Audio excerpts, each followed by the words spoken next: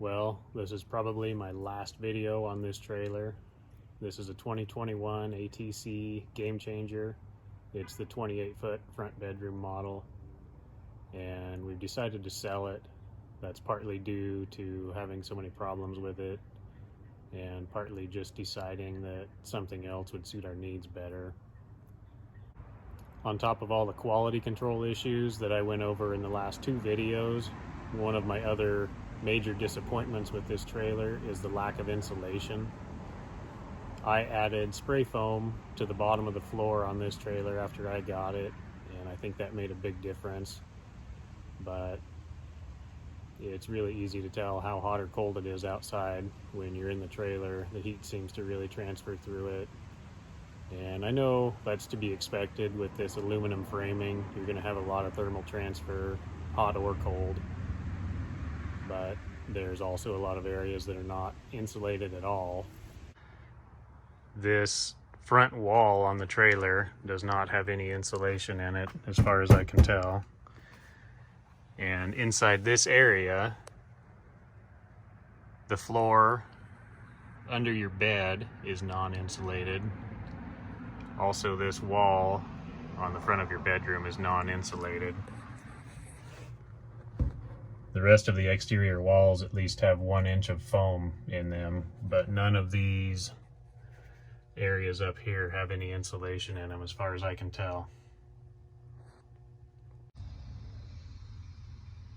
So I know these aren't marketed as a 4-season trailer, but it seems like they should at least insulate all of the walls around the living space to the minimum 1 inch of foam.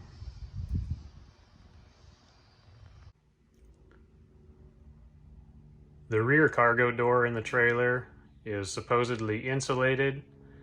I don't know what the R value is. They don't call anything out specifically for it, but it does get pretty warm if you're parked where it's facing the sun. And then also the aluminum framing around the door will get so hot that you can't put your hand on it if it's in the sun on a hot day. It really transfers through hot or cold. And I think they should have some kind of thermal break on this stuff. It would make a big difference. This trailer came from the factory with no insulation under the floor. Most of the floor in the rear of the trailer is aluminum extrusion, and in the front of the trailer, under the bedroom and bathroom, it's a composite flooring material that would have some insulation value, but not a lot. So I ended up putting this 3 inches of spray foam under the trailer, and on average it's probably over 4 inches, so it's probably way overkill compared to the way the rest of the trailer is insulated, but just wanted the floor to be as comfortable as possible. Another thing I did not like about this trailer is the way that it towed. And I'm towing it with a 3/4 ton single wheel diesel pickup. I'm not over GVW or anything like that.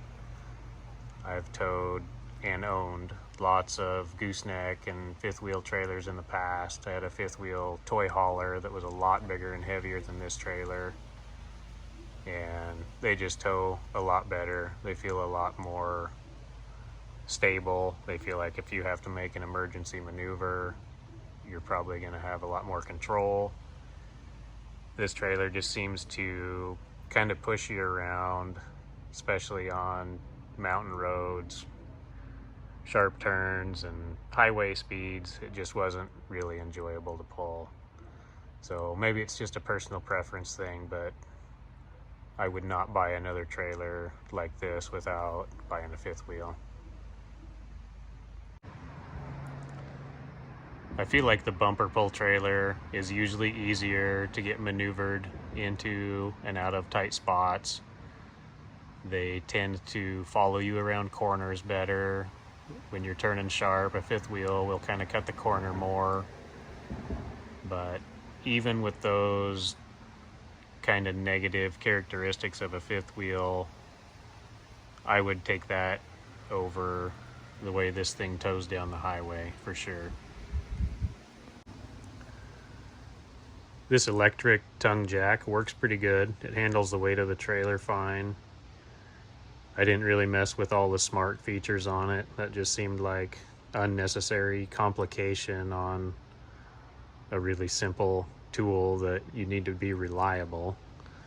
But otherwise it works good. The issue I had with it is it's so big and tall that you can't open your tailgate when you're hooked up to the trailer. So for something like this, they need to move the propane tanks back 6 inches and move the jack back and have it in a little better location.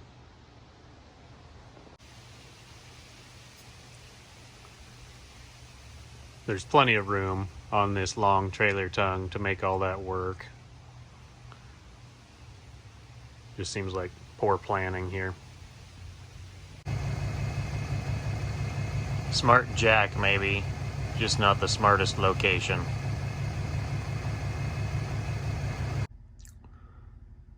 This is the battery setup in my ATC.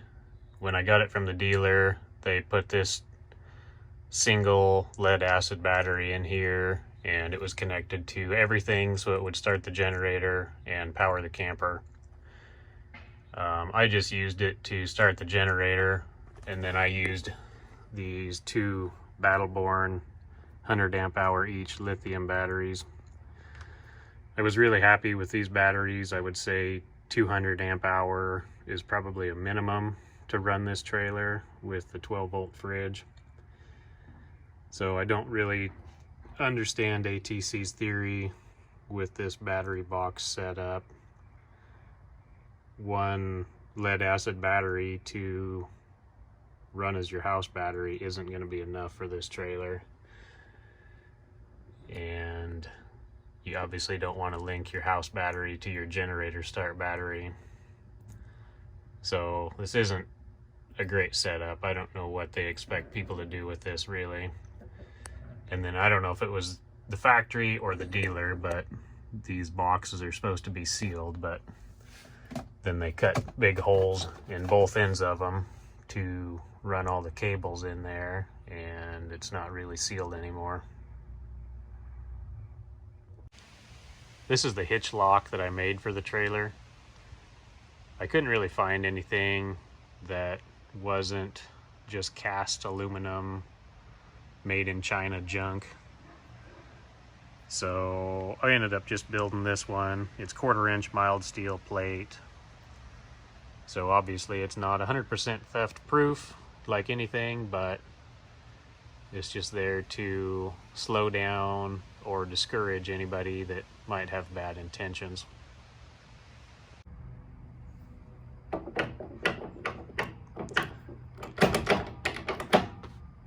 Fits pretty snug.